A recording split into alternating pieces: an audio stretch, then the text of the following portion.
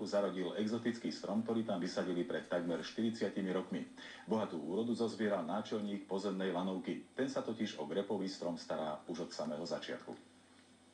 Tatranský grapefruitovník prežil v horách majstrovstva sveta v klasickom lyžovaní, výmenu starých lanoviek za nové, množstvo turistov, ale aj tatranskú výchricu. Miloslav Klinko bol po celý čas pri ňom. Až po 30 rokoch prvýkrát zakvitol. Nemal síce plody, ale mal pekné voňavé kvety. Dlhé tatranské zimy grapefruitovníku neprekážajú a zdá sa, že horské slnko mu prospieva. On si žije sám svojím životom. Malý pestovateľský zázrak je o to kurióznejší, že dozreté plody sú vraj oveľa lepšie ako tie z obchodu. Ako každé ovocie, ktoré ako zožutne na strome, tak je samozrejme sladšie. Grepy vypestované na hrebienku sú veľmi chutné, no v porovnaní s ovocím z dovozu majú tenšiu šupku. Z tohtoročných grepov sa pestovateľi teší o to viac, že úrodu si poprvýkrát odniesie domov. Po iné roky tak vďaka turistom nebolo. Čo sa s nimi deje, väčšinou mi ich rozoberú.